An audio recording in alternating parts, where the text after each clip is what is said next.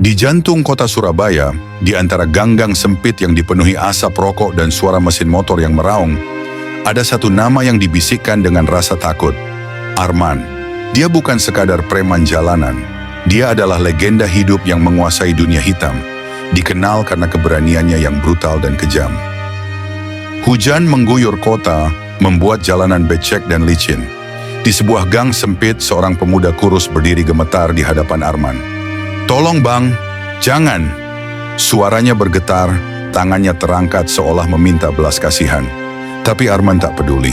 Belati di tangannya berkilat dalam cahaya lampu jalan yang redup. Arman mendekat, langkahnya pelan tapi pasti. "Kau pikir bisa lari dariku?" Suaranya berat, dingin, seakan tak mengenal ampun. Pemuda itu mundur, tapi tembok di belakangnya membuatnya tak bisa kemana-mana. Detik berikutnya, teriakan nyaring pecah di tengah suara hujan yang menderu. Namun, ada sesuatu yang mengusik Arman malam itu. Bukan teriakan, bukan darah yang mengalir di tanah basah, tapi tatapan pemuda itu sebelum jatuh. Bukan hanya ketakutan, tapi juga keputusasaan, seolah menerima nasibnya. Di sudut jalan, tanpa Arman sadari, ada seseorang yang menyaksikan segalanya. Seseorang yang akan mengubah hidupnya untuk selamanya. Surabaya tak pernah benar-benar tidur. Malam masih basah oleh hujan ketika Arman berjalan keluar dari gang gelap itu. Uap panas naik dari aspal yang dingin, lampu jalan berkedip-kedip, dan di kejauhan suara motor bersahutan. Tangannya masih berlumur darah. Tapi bukan itu yang membuat dadanya terasa sesak. Bukan teriakan pemuda tadi. Ada sesuatu yang lain, sesuatu yang menempel di benaknya, mengusiknya tanpa ia sadari. Arman berjalan menuju sebuah warung kopi di pinggir jalan, tempat biasa ia menghabiskan malam bersama anak buahnya. Musik dangdut berdentum pelan dari radio tua di sudut warung. Beberapa pria berwajah keras menyapanya dengan anggukan hormat, tapi Arman tak membalas. Ia hanya duduk, menyalakan rokok, lalu menghembuskan asap panjang. "Bang, ada apa?" tanya Jamal, tangan kanan Arman, yang duduk di sebelahnya. Arman menggeleng pelan. "Gak ada apa-apa." Tapi dalam pikirannya, tatapan pemuda itu masih terbayang. Tatapan yang mengingatkannya pada seseorang, dirinya sendiri, bertahun-tahun lalu. Saat ia masih bocah, saat ia masih takut, saat ia pertama kali merasakan ketidakberdayaan. Sebuah kenangan lama tiba-tiba muncul di kepalanya. Surabaya, 20 tahun lalu. Seorang bocah kecil berlari di lorong kumuh, napasnya tersengal. "Jangan lari, dasar anak haram." Suara kasar mengejarnya. Bocah itu, kecil dan kurus, tersandung dan jatuh. Di belakangnya, seorang pria besar dengan tatapan penuh amarah mengangkat tangan. Sebuah sabuk kulit terayun ke udara, dan dalam sekejap, rasa sakit membakar punggungnya. Arman tersentak. Kembali ke dunia nyata, ia menekan rokoknya ke asbak, wajahnya dingin seperti batu. Tak ada gunanya mengingat masa lalu. Ia sudah bukan bocah kecil itu lagi. Ia adalah Arman, raja jalanan. Tapi jauh di dalam hatinya, sesuatu mulai retak. Sesuatu yang belum pernah ia izinkan keluar selama ini. Surabaya masih basah oleh hujan semalam. Pagi ini, Arman berdiri di balkon kontrakannya, menghisap rokok dalam-dalam. Matanya menerawang ke jalan di bawah, mengamati orang-orang yang berlalu lalang, tapi pikirannya tetap tertuju pada tatapan pemuda itu semalam. Ada sesuatu di balik sorot mata itu, bukan hanya ketakutan, tapi semacam kepasrahan. Ketukan di pintu mengganggu lamunannya. Jamal masuk tanpa menunggu izin. "Bang, ada yang nyariin di bawah," katanya dengan suara hati-hati. Arman mengangkat alis. "Siapa?" Jamal menghela napas. "Cewek bang, kayaknya orang baik-baik, bukan dari dunia kita." Arman turun ke lantai bawah. Di depan gang tempat kontrakannya berada, seorang wanita berdiri. Dia muda, mungkin awal 20-an. Berkerudung, wajahnya bersih, tapi sorot matanya tegas. "Mas Arman," suaranya halus, tapi ada keberanian di dalamnya. Arman menyipitkan mata. "Siapa kamu?" Wanita itu menarik napas, menahan gugup. "Saya adik Fahri, Mas. Orang yang Mas Arman habisi semalam." Hening. Seketika, udara di sekeliling terasa lebih berat. Jamal dan beberapa anak buah Arman yang ada di sekitar menegang, bersiap jika ada masalah. Tapi Arman hanya menatap gadis itu. "Apa yang kamu mau?" Suaranya datar, tanpa emosi. "Saya nggak datang buat balas dendam," jawabnya cepat. "Saya cuma mau tahu, kenapa? Kenapa Mas Arman lakukan itu?" Arman terkekeh kecil, lalu menggeleng. "Kamu pikir dunia ini adil? Orang kayak aku nggak butuh alasan." Tapi jauh di dalam dirinya, ada sesuatu yang mulai mengganggunya. Gadis itu menggigit bibirnya, menahan emosi. "Mas Arman boleh bunuh Fahri, tapi Mas nggak akan bisa bunuh sesuatu yang lain." Arman menyipitkan mata. "Apa maksudmu?" Gadis itu melangkah mendekat, menatapnya dalam-dalam. "Hati nurani, Mas. Saya yakin Mas Arman masih punya itu." Lalu tanpa menunggu jawaban, dia berbalik pergi. Arman tetap berdiri di tempatnya, tapi dadanya terasa aneh, seperti ada yang mengguncang sesuatu yang sudah lama ia kubur dalam-dalam. Malam kembali turun di Surabaya. Langit mendung, angin berhembus dingin, membawa suara kota yang tak pernah benar-benar sunyi. Arman duduk sendirian di warung kopi, rokok di tangannya hampir habis, tapi ia belum menyentuhnya sejak dinyalakan. Kata-kata gadis itu terus terngiang di kepalanya. "Saya yakin Mas Arman masih punya hati nurani. Sial, dia tidak butuh ini." Seorang pria tua di meja sebelahnya melirik. "Nggak biasanya kau diam begini, Man," katanya. Suaranya serak karena usia dan rokok. Arman mengangkat bahu, menyesap kopinya. "Cuma capek." Pria itu tertawa kecil. "Orang kayak kamu nggak pernah capek. Yang ada dihantui dosa." Arman mendadak tegang. Ia menoleh, ingin membantah, tapi pria tua itu sudah berdiri, berjalan pergi dengan langkah santai. Arman menghela napas panjang. Ia tahu ini semua omong kosong.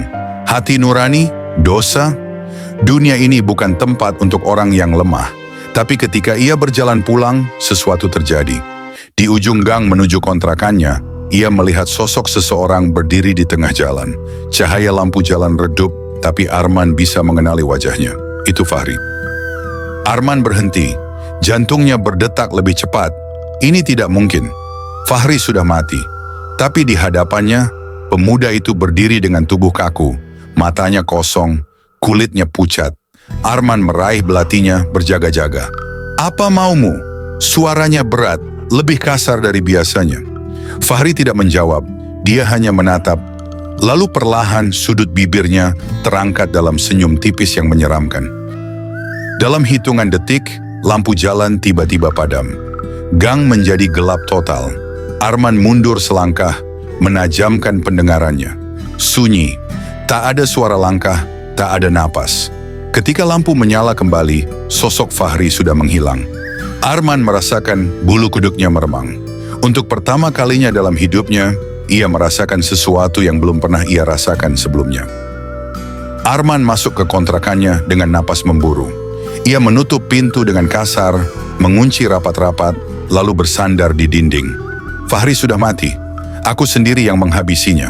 Tapi yang ia lihat barusan, itu bukan mimpi, bukan halusinasi. Itu nyata. Kepalanya berdenyut. Dengan tangan gemetar, ia menyambar botol bir dari meja, meneguknya dalam sekali tegukan. Tapi rasa dingin alkohol tak cukup mengusir rasa takut yang kini mulai merayapi pikirannya.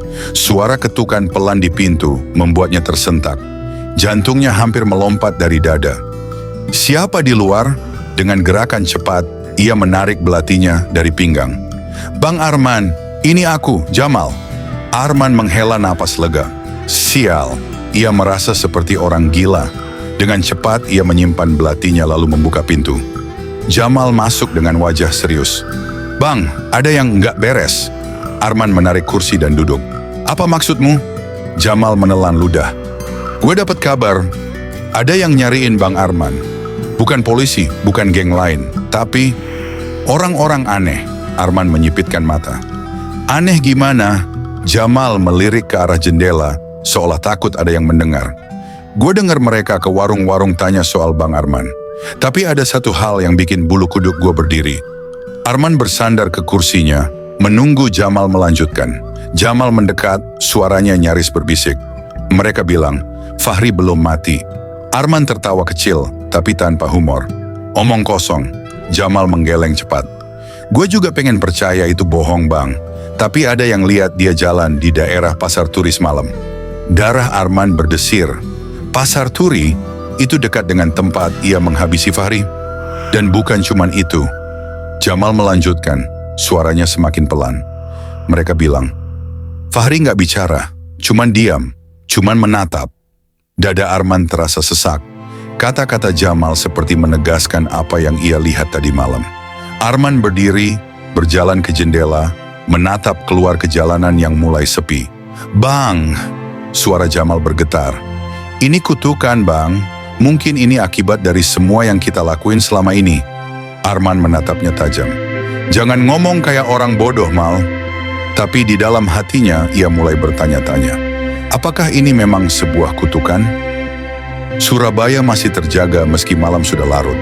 Arman duduk di atas motor, memandangi lampu jalan yang berpendar di genangan hujan. Pasar Turi. Ia belum pernah ragu seperti ini sebelumnya, tapi sekarang ia merasa seolah langkahnya berat. Kalau Fahri benar-benar masih hidup, aku harus melihatnya sendiri. Dengan satu tarikan napas, Arman menghidupkan mesin dan melaju ke arah tempat yang akan membawanya kembali ke dosa yang sudah ia kubur. Pasar Turi malam itu terasa lebih sepi dari biasanya. Pedagang sudah mulai merapikan dagangan mereka, hanya tersisa beberapa gelandangan yang meringkuk di sudut jalan. Arman turun dari motornya, memasukkan kedua tangannya ke saku jaket, lalu melangkah. Seorang penjual rokok pinggir jalan menatapnya lama. Malam, Mas, sapanya dengan suara serak. Arman hanya mengangguk kecil. Ada yang aneh di sini belakangan? Penjual itu diam sejenak sebelum menjawab. Banyak yang bilang ada orang mati berjalan di daerah ini. Arman tak langsung menanggapi. Ia merogoh sakunya, meletakkan selembar uang di meja penjual itu. Orang yang mereka lihat, mukanya seperti apa? Si penjual mengambil uang itu dengan tangan gemetar. Aku nggak berani lihat langsung, Mas. Tapi mereka bilang mukanya pucat. Dan dia cuma diam di sana, di ujung gang itu.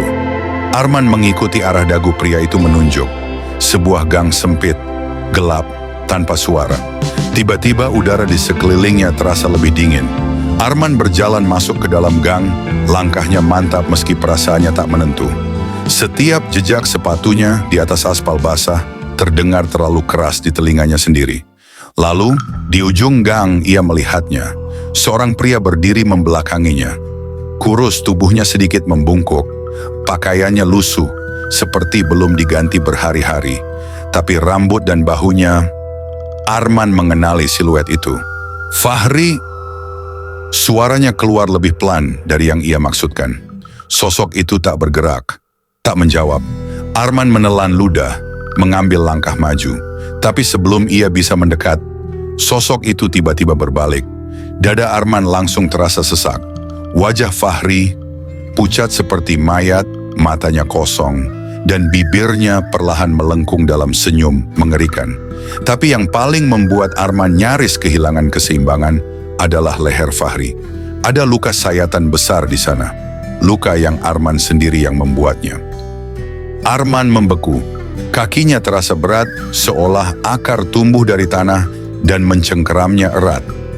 Fahri masih tersenyum, senyum tipis yang mengerikan, senyum yang seharusnya tidak ada pada seseorang yang sudah mati. Angin dingin berhembus melewati gang sempit itu. Cahaya lampu jalan yang remang-remang memantulkan bayangan aneh di dinding bata. Arman menggenggam belatinya erat, tangannya berkeringat. Kalau ini cuma halusinasi, kenapa rasanya begitu nyata? Apa kau? Beneran Fahri? Suara Arman nyaris tidak terdengar, tapi gemetar. Fahri tidak menjawab, tapi perlahan ia melangkah maju. Satu langkah, dua langkah. Arman refleks mundur. Napasnya memburu, ia ingin berteriak, ingin bergerak, tapi tubuhnya menolak. Seumur hidupnya, ia tak pernah merasa setakut ini. Lalu dalam sekejap, Fahri menghilang. Arman terkejut, matanya membelalak. Ia menoleh ke kiri dan kanan, mencari sosok itu. Tidak ada. Hanya gang yang kosong dan sunyi. Jantungnya masih berdetak kencang. Sialan! Ia mengumpat, mencoba menenangkan diri. Tapi sebelum ia bisa mengambil napas panjang, sesuatu berbisik di belakangnya. Kau pikir bisa lari dari dosamu, Arman? Arman berbalik dengan cepat, mengayunkan belatinya ke udara kosong. Tidak ada siapa-siapa. Ia mundur dengan napas tersengal, punggungnya menabrak dinding. Ini gila, ini mustahil. Tiba-tiba suara langkah kaki menggema dari ujung gang. Cepat, semakin dekat. Arman tak berpikir lagi, ia berbalik dan berlari. Ia tak peduli lagi dengan gengsi, dengan reputasi, dengan siapa dirinya. Arman, si preman paling ditakuti, kini lari seperti dikejar maut. Begitu sampai di jalan utama, ia langsung naik motornya, menyalakan mesin dengan tangan gemetar, lalu tancap gas secepat mungkin. Di kaca spion, ia sempat melirik ke belakang. Di ujung gang, Fahri masih berdiri di sana. Arman memacu motornya secepat mungkin. Angin malam Surabaya menerpa wajahnya. Peluh dingin membasahi pelipisnya, meski udara tidak panas. Ini bukan halusinasi, ini nyata. Lampu merah di perempatan depan menyala, tapi Arman tidak peduli. Ia menekan gas, menerobosnya tanpa berpikir. Di belakang, suara klakson meraung, tetapi pikirannya hanya tertuju pada satu hal. Bayangan Fahri yang masih tersenyum di kaca spion tadi. Akhirnya, Arman tiba di kontrakannya. Ia melompat turun dari motor dengan tergesa-gesa, hampir tersandung saat membuka pintu. Begitu masuk, ia menutup pintu dengan keras dan menguncinya rapat. Tangannya bergetar saat ia meraih botol minuman keras di meja. Ia meneguknya dalam sekali tegukan, tapi bahkan alkohol pun tak mampu meredam rasa takutnya kali ini. Lalu, di tengah keheningan ruangan, suara ketukan pelan terdengar di pintu. Tok, tok, tok. Arman tersentak. Jamal atau Arman menelan ludah. Dengan langkah pelan, ia mendekati pintu. Siapa? Suaranya serak. Tidak ada jawaban. Tangannya gemetar saat ia meraih gagang pintu. Perlahan, ia membuka sedikit. Kosong. Tidak ada siapa-siapa di luar. Tapi saat ia menoleh ke lantai, ada jejak kaki basah. Arman menutup pintu dengan cepat dan mundur. Napasnya makin berat. Ia tahu ia tak sedang berhalusinasi. Lalu ponselnya bergetar. Dengan gugup, ia merogoh saku dan melihat layarnya. Nomor tak dikenal. Arman ragu, tapi akhirnya ia mengangkatnya. Halo, keheningan. Hanya suara napas pelan dari seberang, lalu suara yang membuat darahnya membeku. Arman, kau pikir bisa lari? Arman melempar ponselnya ke lantai. Tidak, ini tidak mungkin. Fahri sudah mati. Ia mundur ke sudut ruangan, tangannya menekan kepalanya. Apa yang terjadi? Apakah ini hukuman? Tiba-tiba, lampu kontrakan berkedip. Bayang-bayang di dinding bergerak seolah ada sesuatu di dalam ruangan bersamanya. Perlahan, suara napas berat terdengar. Bukan dari dirinya sendiri. Dan sebelum ia bisa bereaksi, pintu kamar tiba-tiba berderak terbuka dengan sendirinya. Arman berdiri kaku di sudut ruangan, jantungnya berdebar seperti genderang perang. Pintu kamar yang terbuka sendiri itu kini menganga lebar, mengundang sesuatu dari dalam kegelapan. Lampu di kontrakan masih berkedip-kedip. Setiap kali padam sebentar, bayangan di dalam kamar terlihat bergerak mendekat. Lalu, sebuah suara berbisik pelan dari dalam kegelapan. Sudah lama kita tidak bertemu, Man. Arman menggenggam belati yang terselip di pinggangnya. Tangannya gemetar. Fahri, ini nggak mungkin. Lo udah mati. Henning. Lalu, dari dalam kamar, suara langkah kaki bergeser di lantai kayu. Tok, tok, tok. Semakin dekat. Arman mengangkat belatinya, bersiap. Tapi kemudian, lampu padam total. Kegelapan menyelimuti ruangan. Arman merasakan sesuatu bergerak di depannya. Napas dingin menyentuh wajahnya. Lama banget ya. Suara itu kembali, lebih dekat dari sebelumnya. Arman menahan napas. Tangannya mencengkeram belati lebih kuat. Lihat gue, Man. Arman memicingkan mata dalam gelap. Dan saat matanya mulai terbiasa dengan kegelapan, ia melihatnya. Wajah Fahri, pucat, matanya kosong, bibirnya menyeringai, dan luka menganga di lehernya masih basah. Arman menerjang ke depan dengan belati terhunus. Tapi, belatinya menusuk udara kosong. Fahri menghilang. Arman terhuyung ke depan, panik. Mampus lu, mampus! Tiba-tiba, suara tawa lirih terdengar di telinganya, tepat di belakangnya. Sekarang siapa yang pengecut, ha? Sebelum Arman bisa berbalik, tangan dingin mencengkeram lehernya dari belakang. Arman menjerit, meronta-ronta, Tapi cengkeraman itu semakin kuat. Dadanya terasa sesak. Lalu suara Fahri terdengar lagi. Pelan, dingin, penuh dendam. Waktunya lo ngerasain apa yang gue rasain, man. Tiba-tiba dunia berputar. Kepalanya terasa pusing. Dan dalam satu tarikan napas terakhir, Arman melihat sesuatu. Ia tidak lagi berada di kontrakannya. Ia kembali ke malam saat ia membunuh Fahri. Arman terhuyung. Ia baru saja berada di kontrakannya, tapi sekarang ia berdiri di tempat yang tak asing. Gudang tua di pinggiran Surabaya. Di depannya tergeletak sesosok tubuh. Pakaian itu, sepatu itu, darah yang merembes dari leher yang tersayat. Nggak mungkin. Tubuh itu Fahri. Persis seperti malam itu. Seolah waktu mundur dan membawanya kembali ke hari pembunuhan. Arman mundur dengan napas memburu. Ia mencoba mencubit lengannya sendiri, tapi rasa sakit itu nyata. Ia berbalik, ingin lari, tapi suara gelak tawa lirih menggema di dalam gudang. Lalu suara itu berbicara, "Lo pikir bisa lari dari ini, man?" Arman menelan ludah. Ia harus keluar dari sini. Ia berlari menuju pintu gudang, tapi saat ia menarik gagangnya, pintu terkunci. Arman menendang pintu dengan panik. "Buka, anjing!" Lalu dari belakang suara langkah mulai terdengar. Perlahan, menghantui. Tok, tok, tok. Arman merinding. Ia tidak ingin berbalik. Akhirnya Arman memberanikan diri untuk berbalik. Dan di sana, di tengah genangan darah, Fahri berdiri. Ia tidak seperti mayat, tidak seperti hantu. Ia terlihat hidup. Matanya menatap Arman tajam, penuh luka dan pengkhianatan. "Kenapa, man?" Suaranya pelan, tapi menusuk. "Kenapa lo lakuin ini ke gue?" Arman terdiam. Tenggorokannya tercekat. Untuk pertama kalinya dalam hidupnya, ia kehabisan kata-kata. Arman membuka mulut, tapi tidak ada suara yang keluar. "Lo tahu nggak, man?" Fahri melangkah lebih dekat. "Gue percaya sama lo. Gue pikir lo saudara gue." Arman mundur, matanya membelalak. "Gue nggak punya pilihan." Suaranya pecah. Gue cuman..." "Bohong!" Suara Fahri menggema di seluruh ruangan. Seketika Arman merasakan tangan-tangan tak terlihat mencengkeram tubuhnya. Arman tercekik. Tubuhnya seolah ditarik ke bawah oleh kekuatan tak kasat mata. Tangan-tangan tak terlihat mencengkeramnya erat, semakin kuat setiap kali ia mencoba melawan. Di hadapannya, Fahri berdiri tegak, matanya tajam penuh kekecewaan. "Gak ada lagi alasan, man." Suara itu tidak keras tapi menusuk. Setiap kata terasa seperti belati yang mengiris nurani Arman. Air mata mulai menggenang di mata Arman. Gue gak mau mati kayak gini," suaranya bergetar. Fahri menghela napas panjang. "Lo pikir gue mau mati dengan cara itu, man?" Arman terdiam. Ia tahu jawabannya. Ia tahu bahwa di malam itu, Fahri berteriak, memohon, meminta kesempatan hidup. Tapi Arman tetap menyayat lehernya. Sekarang ia yang memohon. Tangan-tangan yang mencengkeram tubuh Arman semakin kuat. Napasnya semakin pendek. Tubuhnya mulai tenggelam ke lantai gudang, seolah dunia ini menolaknya untuk tetap ada. "Dosa lo lebih besar dari yang lo pikir," kata Fahri pelan. Arman mulai berteriak. Gue nyesel! Fahri!" Ruangan bergetar. Cahaya berpendar semakin liar. Tiba-tiba, genggaman tak terlihat itu melemah.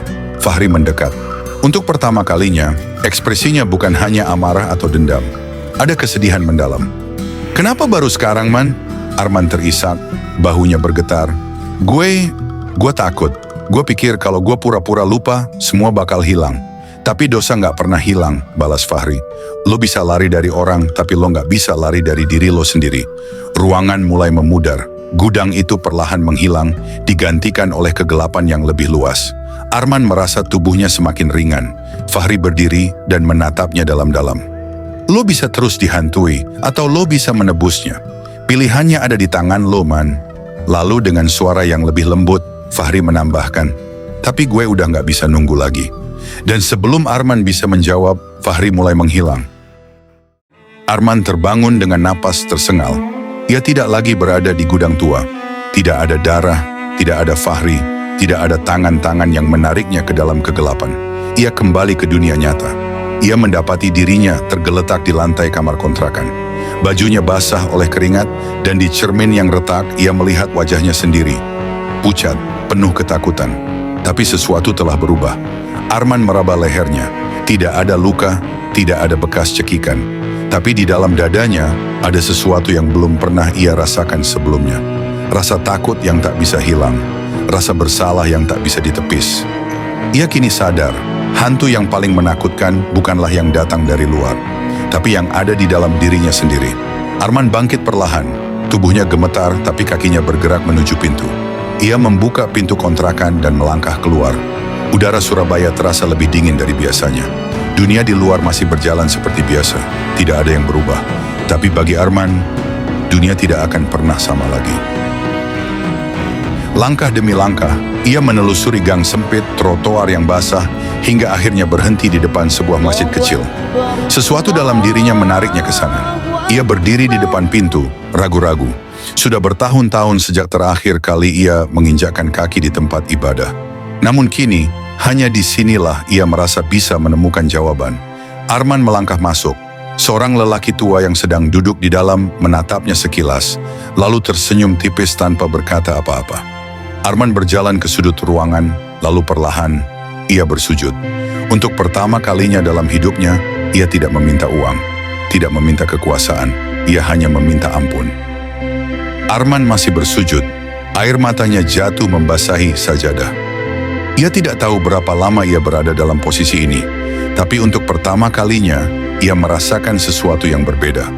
Beban di dadanya terasa sedikit lebih ringan, tapi ia sadar, meminta ampun pada Tuhan saja tidak cukup. Dosa kepada manusia harus ditebus dengan manusia. Arman keluar dari masjid dengan langkah gontai. Angin pagi Surabaya terasa lebih sejuk dari biasanya. Namun kini ia punya satu tujuan yang lebih besar. Ia harus menemui keluarga Fahri. Mereka adalah orang-orang yang paling ia sakiti. Tidak peduli apakah mereka akan menerimanya atau tidak, ia harus meminta maaf. Siang itu Arman berdiri di depan sebuah rumah sederhana. Tangannya gemetar saat hendak mengetuk pintu. Rumah keluarga Fahri. Ia menarik napas panjang, lalu mengetuk. Setelah beberapa detik, pintu terbuka. Di depan pintu berdiri seorang wanita parubaya dengan wajah yang familiar, ibunya Fahri. Begitu melihat Arman, wajah wanita itu langsung berubah. "Kamu?" Suara wanita itu bergetar antara marah dan tidak percaya. Arman menundukkan kepala. "Saya datang untuk meminta maaf, Bu." Wanita itu mencengkram dadanya, air matanya mengalir. "Lancang sekali kamu datang ke sini," serunya. "Kamu pikir maaf bisa mengembalikan anak saya?" Arman terdiam, ia tidak punya jawaban. Ia hanya bisa berlutut. Seseorang muncul dari dalam rumah, adik Fahri. Ia masih remaja ketika Fahri meninggal. Kini ia sudah dewasa dan tatapannya penuh kebencian. "Pergi dari sini sebelum kami panggil polisi." Suaranya dingin. Arman menggigit bibirnya. Ia ingin diterima. Ia ingin diampuni. Tapi ini bukan tentang dirinya. Ia hanya mengangguk pelan, lalu berdiri. Sebelum pergi ia berkata, "Saya tahu saya tidak pantas dimaafkan. Tapi kalau suatu hari kalian butuh saya akan selalu ada." Lalu ia melangkah pergi. Hari itu, Arman kehilangan harapan untuk dimaafkan. Tapi ia tidak akan berhenti. Mulai saat itu, ia berjanji untuk menggunakan sisa hidupnya untuk membantu orang-orang yang dulu ia sakiti. Ia mulai bekerja di sebuah rumah singgah, membantu anak-anak jalanan yang pernah hidup sepertinya. Ia tidak bisa menghidupkan kembali Fahri, tapi ia bisa memastikan tidak ada lagi anak muda yang berakhir seperti mereka. Suatu malam, saat ia sedang membersihkan rumah singgah, seseorang mengetuk pintu. Saat Arman membuka, ia terkejut. Ibunya Fahri berdiri di sana. Matanya masih merah, tapi tidak ada lagi kebencian di sana. Hanya kesedihan dan kelelahan. Anak-anak itu, mereka benar-benar butuh bantuan ya. Arman mengangguk, tidak bisa berkata-kata. Wanita itu menarik napas dalam. "Boleh aku membantu?" Dan untuk pertama kalinya dalam bertahun-tahun, air mata Arman jatuh. Bukan karena ketakutan, tapi karena harapan. Arman tidak pernah bisa menghapus dosa masa lalunya, tapi ia bisa mengubah cara ia menghabiskan sisa hidupnya. Dan terkadang, jalan menuju pengampunan bukan datang dari kata-kata, tapi dari perbuatan. Dari kisah Arman, kita belajar bahwa setiap orang punya kesempatan kedua. Jangan tunggu besok untuk berubah. Jika ada yang harus diperbaiki dalam hidupmu, mulailah sekarang. Siapa tahu, kisah hidupmu juga bisa menginspirasi orang lain. Teman-teman, setelah menyaksikan kisah, dulu ditakuti, sekarang ditangisi. Ada satu pertanyaan penting yang harus kita tanyakan pada diri sendiri. Apa yang bisa kita pelajari dari perjalanan Arman? Kisah ini mengajarkan kita bahwa setiap orang bisa berubah, setiap orang punya kesempatan kedua, dan yang terpenting, penyesalan tanpa tindakan tidak ada artinya. Jika kamu merasa ada yang perlu diperbaiki dalam hidupmu, mulailah hari ini. Tidak ada kata terlambat untuk menjadi lebih baik. Jangan hanya terinspirasi, tapi lakukan sesuatu. Jadilah bagian dari perjalanan inspirasi harian Karissa. Like video ini jika kamu merasa kisah Arman menyentuh hatimu. Komen pendapatmu, bagian mana yang paling menginspirasi. Share ke teman atau keluarga yang butuh motivasi. Subscribe agar kamu tidak ketinggalan kisah-kisah inspiratif lainnya. Mari kita sama-sama tumbuh, belajar, dan menjadi versi terbaik diri kita. Sampai jumpa di inspirasi harian berikutnya.